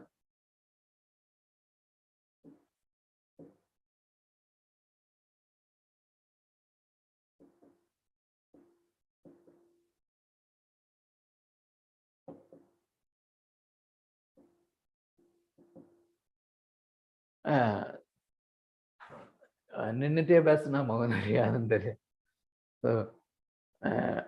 நல்லா கவனிங்க. தேவன் அருளும் வாக்குத்தத்தம். ஆபிரகாமை நம்ம எடுத்தோம்னா, ஆபிரகாமை தேவன் அழைக்கும் போது அவனுக்கு வாக்குத்தத்தம் அருளுகிறார். அந்த வாக்குத்தத்தத்திலே மிக முக்கியமானது, உன்னுடைய சந்ததியிலே பூமியின் குடிகளெல்லாம் ஆசீர்வதிக்கப்படும் அப்படிங்கிறது. இந்த ஆபிரகாம் அவன் எப்படி புரிந்து கொண்டான் என்றால், என்னுடைய சந்ததியிலே ஒரு மீட்பர் வருவார். ஆதியாகமும் 3வது அதிகாரம் 15வது வசனத்திலே தேவன் மீட்கும்படியாக ஒரு மேசியாவை அனுப்புவார் என்பது அவர்கள் புரிந்து கொண்டார்கள். சோ அதோடு கூட இந்த ஆபிரகாம் இதை பொருத்தி பார்த்தான், என்னுடைய சந்ததியிலே அந்த இரட்சகர் வருவார் என்று அவன் விசுவாசித்தான். சோ அது மாத்திரமல்ல, ஆபிரகாமுக்கென்று தேவன் கொடுத்த எல்லா வாக்குத்தத்தங்களையும், ஆபிரகாமுக்கு ஒரு பிள்ளையை கொடுப்பேன் என்றார், அந்த பிள்ளையின் மூலமாக ஒரு பெரிய சந்ததி உண்டாகும் என்று சொன்னார், ஒரு இடத்தை கொடுப்பேன் என்று சொன்னார், இனி வரப்போகிற இடத்தை ஆண்டவர் வாக்கு பண்ணுகிறார். சோ இப்படி தேவன் அருளுகிற வாக்குத்தத்தம். சோ தேவன் அருளுகிற வாக்குத்தத்தம் அவனுக்குள்ளே ஒரு விசுவாசத்தை உண்டாக்குகிறது. விசுவாசத்தை அது மிக வல்லமையாக உண்டாக்குகிறது. So this promises God, தேவனாகிய கர்த்தருடைய அந்த தன்மை, அந்த தேவனை குறித்த வெளிப்பாடு, தேவன் தம்மை குறித்து இவனுக்கு கொடுக்கிற அந்த வெளிப்பாடு, அந்த வெளிப்பாடோடு கூட சேர்ந்த அவருடைய பிரஷஸ் ஆன வாக்குத்தத்தம் இந்த மனிதனுக்கு வரும்போது, ஆபிரகாமுக்கு வரும்போது, அவனுக்குள்ளே ஒரு பலத்த விசுவாசத்தை உண்டாக்குகிறது. சோ இந்த முறையில தான் விசுவாசமும் ஆபிரகாமுடையதல்ல, அது தேவனுடையது என்று சொல்லுகிறோம். தேவன் அருளுகிற வாக்குத்தத்தம், தேவன் தன்னை வெளிப்படுத்துகிற அந்த தன்மை, இது ஒரு பெரிய விசுவாசத்தை உண்டாக்குகிறது. அந்த விசுவாசத்தினாலே கிரியை உண்டாகிறது. சோ இதுதான் அந்த ப்ராசஸ். சோ இந்த விசுவாசத்தினாலே, சோ தேவன் கொடுக்கிற வாக்குத்தத்தத்தினாலே விசுவாசம் உண்டாகிறது. அந்த விசுவாசத்தினாலே இங்க ஒரு ஆரோ போடுறேன், அது தேவனால் அங்கீகாரம் பெறுகிறான். அந்த விசுவாசத்தினாலே நீதிமான் என்று பிரகடனப்படுத்தப்படுகிறான். சோ அவனுக்குள் இருந்த அந்த விசுவாசத்தின் வல்லமை, அதனாலே தேவனிடத்திலே எனக்கு பிரியமானவன் என்று தேவனால் பெறும் அங்கீகாரம், இந்த ரெண்டும் சேர்ந்து அவனுக்குள்ளே ஒரு பெரிய கிரியையை உண்டாக்குகிறது. சோ இது எபிரேயர் 11வது அதிகாரத்துக்கு நாம திரும்ப வருவோம். இங்கே சோ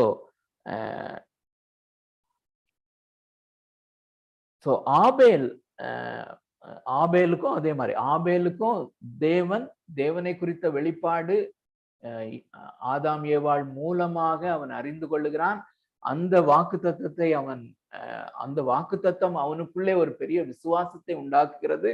அதன் அடிப்படையிலே அவன் பலி செலுத்துகிறான். சோ அதன் அடிப்படையிலே அவன் தேவனை ஆராதிக்கிறான். அதன் அடிப்படையிலே தேவன் அருளும் அந்த விசுவாசத்தினாலே, அல்லது தேவனுடைய வாக்குத்தத்தங்களின் மூலமாக வருகிற அந்த விசுவாசத்தினாலே கிரியை வெளிப்படுகிறபடியினாலே அந்த கிரியையும் தேவனால் அங்கீகரிக்கப்படுகிறது. அது விசுவாசத்தின் கிரியையாக வருகிறபடியினாலே தேவன் அந்த கிரியையிலேயும் பிரியப்படுகிறார். ஆபேலின் மேலும் அதை செலுத்துகிறவன் மேலும் தேவன் பிரியப்படுகிறார். சோ இதே பிரின்சிபிள் தான் தொடர்ந்து நாம ஒவ்வொருவருக்கும் வருகிறத நம்ம பார்க்க முடியும். ஏனோக்கு, சோ ஏனோக்கை குறித்து நம்ம படிக்கும்போது, பழைய ஏற்பாட்டிலே நம்ம படிக்கும்போது, ஏனோக்கு தேவனோடு கூட சஞ்சரித்து கொண்டிருந்தான். நல்ல கவனிங்க, தேவனோடு கூட சஞ்சரித்து கொண்டிருந்தான். சோ நீங்களும் தேவனோடு கூட சஞ்சரித்து கொண்டிருங்கள் அப்படின்னு சொல்வதை காட்டிலும், அவன் விசுவாசத்தினாலே அவன் தேவனால் அங்கீகரிக்கப்பட்டான், அல்லது நீதிமான் என்று பிரகடனப்படுத்தப்பட்டான். அதன் மூலமாக அவன் தேவனுக்கு பிரியமாய் தேவனோடு கூட தொடர்ந்து நடந்தான் அப்படிங்கிறத தான் நம்ம பார்க்க முடியும். ஸோ அதை தொடர்ந்து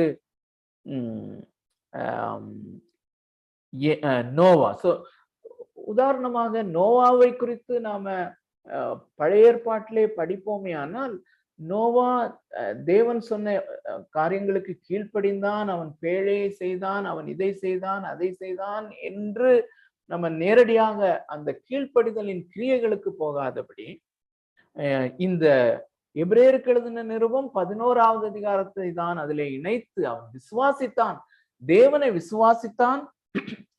தேவன் அவனுக்கு அருளிய வாக்குத்தத்தம், தேவனுடைய வார்த்தையை அவன் விசுவாசித்தான், அல்லது தேவனுடைய வார்த்தை அவனுக்குள்ளே ஒரு பெரிய விசுவாசத்தை உண்டாக்கினது. அந்த விசுவாசத்தினுடைய பலனினாலே அவன் கீழ்ப்படிதல் உள்ள காரியங்களை செய்வதற்கு அது அவனுக்கு ஏதுவாக இருந்தது அப்படின்னு சொல்லி. சோ இந்த எபிரேயர் 11வது அதிகாரத்திலே எழுதப்பட்டிருக்கிற அந்த 17 பேருடைய வாழ்க்கையையும் நீங்க இதே போல பொருத்தி பார்க்கும்போது அநேக காரியங்களை நாம கற்றுக்கொள்ள முடியும், அல்லது இந்த டைனாமிக்ஸை நம்ம மிக தெளிவாக அங்கே கற்றுக்கொள்ள முடியும். ஸோ விசுவாசம் எப்படி கிரியை செய்கிறது என்பது. ஸோ இங்கே நம்ம பார்க்குற ஒரே ஒரு காரியத்தை நான் இந்த நாளின் பைபிள் ஸ்டடியில வலியுறுத்தி கொண்டு வர விரும்புகிறேன். அருமையான தேவனுடைய பிள்ளைகளே, ஒரு சின்ன ட்விஸ்ட் இதை நம்ம பண்ணணும்னா, ஸோ இந்த ப்ராசஸ் தேவன் தன்னை மனிதர்களுக்கு வெளிப்படுத்துதல், வாக்குத்தத்தங்களை அருளுதல், அதன் அடிப்படையிலே அதனால் வருகிற அந்த விசுவாசம், அந்த விசுவாசத்தினால் உண்டாகிற கிரியை என்கிற டைனாமிக்ஸ் மாறி இப்படி மாறி அந்த உள்டாவா வந்தோன்னா கிரியை அவன் கீழ்ப்படிந்தான், கீழ்ப்படிந்ததினாலே தேவனாலே அவன் அங்கீகாரம் பெற்றான் என்று கொஞ்சம் தான் ட்விஸ்ட். ஆக்சுவலா இது இயல்பாக வருகிற ஒரு காரியம் தான். யார் பிரசங்கம் பண்ணாலுமே ஆபிரகாம் கீழ்ப்படிந்து அவன் அந்த போகிற இடம் இன்னதென்று அறியாதபடி போனான் அப்படின்னு சொல்லி எல்லாருக்குமே அது அட்ராக்டிவா தான் தோணும். ஆனா அப்படி ஆபிரகாம் கீழ்ப்படிந்தது போல நாமளும் கீழ்ப்படியணும், அப்போ தேவன் நம்மேல் பிரியமாயிருப்பார், அது தேவனுக்கு பிரியமானதாக இருக்கும் என்று கொண்டு வருவோம். ஆனால் we are missing the whole point. முழு பாயிண்ட நம்ம விட்டுருவோம். அது கிறிஸ்தவம் அல்ல, அல்லது அது வேதம் போதிக்கும் காரியம் அல்ல. பழைய ஏற்பாடு முழுமையும் அப்படி அல்ல. நியாயப்பிரமாணமும் தீர்க்க தரிசனங்களும் அப்படிப்பட்ட ஒரு தேவ நீதியை வெளிப்படுத்தவில்லை. நியாயப்பிரமாணமும் தீர்க்க தரிசனங்களும் விசுவாசத்தினாலே நீதிமான் ஆக்கப்படுவதைத்தான் போதிக்கிறது. ஆனால் நாம் அதை கற்றுக்கொள்ளும் போது இப்படி மாறி அதை நாம் கற்றுக்கொள்வோமானால், அந்த கிரியைகளுக்கு எம்பசைஸ் பண்ணி நாம கற்றுக்கொள்வதோ இல்லாட்டி நாம போதிக்கவோ செய்வோமே ஆனால் அது கிறிஸ்டியானிட்டியே இல்லை, அது வேற ரிலிஜன் ஆயிருது, இன்னொரு ரிலிஜன் ஆயிருது. அதுதான் அதுல உள்ள டேஞ்சர், அதுல உள்ள அபாயம். அருமையான தேவனுடைய பிள்ளைகளே, இப்போ நம்முடைய ஆவிக்குரிய வாழ்க்கைய சிந்திச்சு பார்ப்போம். நம்முடைய சாங்டிபிகேஷன், பரிசுத்தமாகுதலை நாம பார்ப்போம். ஓகே, நான் ரட்சிக்கப்பட்டதை அல்லது நான் முதல் முறையாக நீதிமானாக பிரகடனப்படுத்தப்பட்ட அந்த காரியத்தை விசுவாசத்தினாலே என்று ஏற்றுக்கொண்டாலும், இந்த டெண்டன்சி ஆவிக்குரிய வாழ்க்கையிலே நமக்கு தொடர்ந்து நாம பரிசுத்த வாழ்க்கையிலே வளரும் பொழுதும் கூட நம்ம எல்லாவற்றையுமே இந்த என்னுடைய கிரியைகளினாலே நான் அங்கீகாரம் பெற வேண்டும் என்கிற ஒரு காரியம் என்னிலே வருவதற்கு வாய்ப்பு இருக்கிறது, ரொம்ப வாய்ப்பு இருக்கிறது. அது மாத்திரம் இல்ல, நம்முடைய அந்த விசுவாசமும் கூட என்னுடைய மெரிட் மாதிரி கொண்டு வருவதற்கு வாய்ப்பு இருக்கிறது. ஒரு ஒரு யூத ரபி சொன்ன ஒரு கூற்று, அது ஒரு புஸ்தகத்துல இருந்து நான் எடுத்தேன், அதை உங்களுக்கு வாசிக்கிறேன். அவர் என்ன சொல்லுகிறார் என்றால், அவர் ஃபாதர் ஏப்ரஹாம், தமிழிலையும் சொல்லுகிறேன், அவர் father Abraham became the heir of this and the coming world simply by the merit of faith. அவர் என்ன சொல்லுகிறார் என்றால், நம்முடைய பிதாவாகிய ஆபிரகாம் இந்த உலகத்துல ஒரு சுதந்திரத்தையும் இனி வரப்போகிற வாழ்க்கையிலே காலத்துக்குள்ளே ஒரு சுதந்திரத்தையும் அவருடைய விசுவாசத்தின் தகுதியினாலே பெற்றுக்கொண்டார் என்று. அப்ப அந்த காலத்திலேயே யூதர்கள் அந்த விசுவாசத்தையும் ஒரு தகுதியாக, ஒரு மெரிட்டாக, அதாவது தேவனை இம்ப்ரெஸ் பண்ணுகிற ஒரு காரியமாக கருதினார்கள். சோ நல்ல கவனிங்க, இதோட நம்ம முடிச்சுட்டு கொஸ்டின்ஸ்க்கு போவோம். சோ இங்கே அப்போஸ்தலனாகிய பவுல் ஆபிரகாமை ஒரு ஒரு ஒரு எக்ஸாம்பிளாக கொண்டு வருவதற்கு காரணம் என்னவென்றால், அந்த ஒரு யூத ரபியினுடைய அந்த கோட்டை நான் வாசித்தேன் இல்ல, அது போலதான் அந்த நாட்களிலே யூத விசுவாசிகளும் என்ன நினைத்து கொண்டிருந்தார்கள் என்றால், ஆபிரகாமுடைய அந்த விசுவாசத்தையும் ஒரு தகுதியாக அல்லது ஒரு மெரிட்டாக, தேவனை இம்ப்ரெஸ் பண்ணக்கூடிய ஒரு அவனுடைய சாதனையாகத்தான் நினைத்து கொண்டிருந்தார்கள். சோ அப்படி நினைக்கும் போதே அது தவறாக மாறிவிடுகிறது. சோ அந்த ஆபிரகாம் விசுவாசத்தினாலே நீதிமான் ஆக்கப்பட்டான், அந்த விசுவாசம் தேவனிடத்திலிருந்து வருகிறதாக இருக்கிறது என்கிற காரியம். சோ இதுல கொஞ்சம் நம்ம மாறி கிரியைக்கு அல்லது வேற ஒண்ணுமே இல்லை, நம்முடைய டிசிப்ளின்ஸ், அருமையான தேவனுடைய பிள்ளைங்களே, இது ரொம்ப தின் லைன்னா எப்படி நாம் ஒவ்வொருவரும் அதை புரிந்து கொள்ளுகிறோம் என்பதை பொறுத்தது. அதே நேரத்திலே நமக்கு ஸ்பிரிச்சுவல் டிசிப்ளின்ஸ் அவசியம். அது எப்போ லீகலிசமா மாறும் அப்படிங்கிற காரியத்திலையும் நம்ம கண்ணும் கருத்துமாக இருக்க வேண்டும்.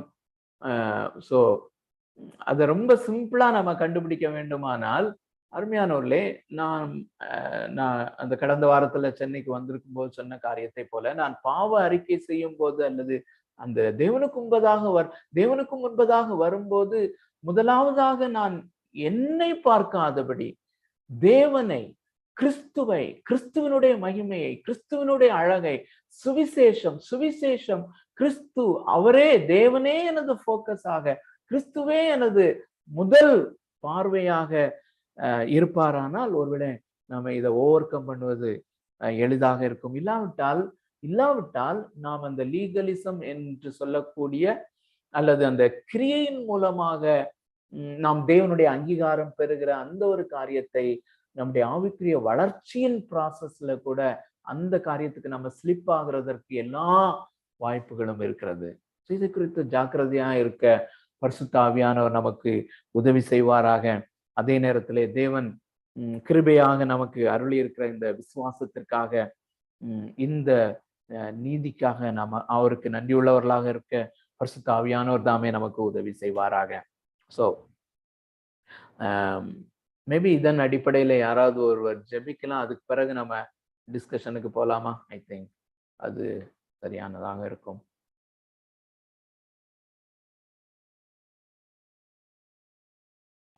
மணிவையா,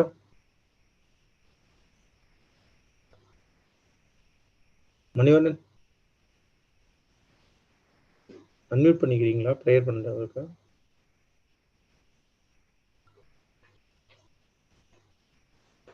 ஓகே, ப்ரே பண்ணுவோம். ப்ரேயர் பண்ணுங்க. தாழ்த்தி நம்ம தேவனை நோக்கி பார்ப்போம். கர்த்தர் கொடுத்த அந்த வார்த்தைகளுக்காக ஆண்டவரை நம்ம துதிப்போம். விசுவாசத்தினால் உண்டாகும் தேவநீதி என்று ஆண்டவர் நம்மதிலே என்று கொடுத்த இந்த தேவ வார்த்தைக்காய் கர்த்தரை ஸ்தோத்திரிக்கலாம். ஆண்டவரே நன்றி கூட துதிக்கிறோம் அப்பா. மகா கிருபையும் இரக்கம் இந்த நல்ல தகப்பனே, அன்பின் பரலோக பிதாவே, ஆண்டவரே அப்பா, விசுவாசத்தினாலே ஆண்டவரே அப்பா ஆபேல், ஆபிரகாம், நோவா என்று பார்த்தோம். அவர்கள் ஆண்டவரே அப்பா நீங்க அருளின அந்த விசுவாசத்தினாலே அவர்கள் தேவனாலே நீதிமான்கள் என்று பிரகடனப்படுத்தப்பட்டு அங்கீகரிக்கப்பட்டு அது நிமித்தம் உண்டான அந்த நீதியின் கிரியினால் அவர்கள் அங்கீகரிக்கப்பட்டார்கள் என்று பார்க்கிறோம்.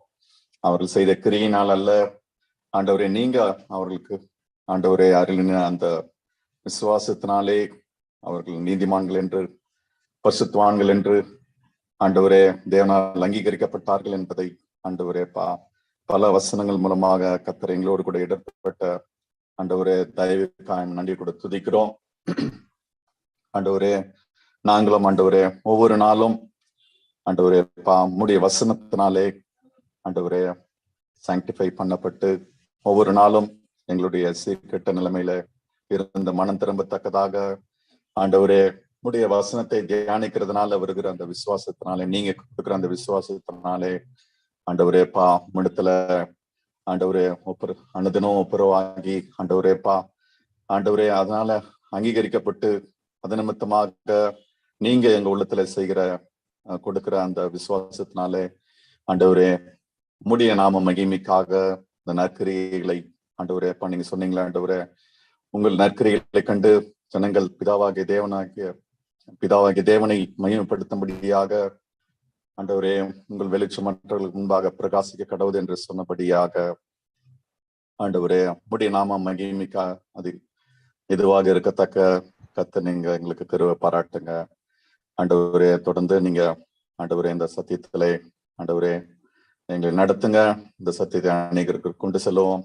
கர்த்தர் தாமே கிருபை பாராட்டுங்க. மீதியான வேலையை இந்த கரத்துல ஒப்பு கொடுக்கிறோம். கிருபை கொடுக்கட்டும். இயேசு கிறிஸ்து மூலம் ஜெபிக்கிறோம் நல்ல பிதாவே. ஆமென்.